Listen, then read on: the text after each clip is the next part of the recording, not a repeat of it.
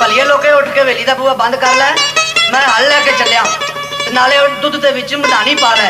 एक गल मेरी याद रखी, बलदा जो आटा जो रोटी लैके आवे जरूर लैके आवी, मैं तो कल वांगू फिर भुल गया। वे यूनसा मैं तो चरोखनी जागदी पई हां, तू खैरी सलाह हल लैके जा, मैं टग्गियां दी आटा जरूर लियावांगी। मैं ते कल लड़िया थो ही भुल गई सां।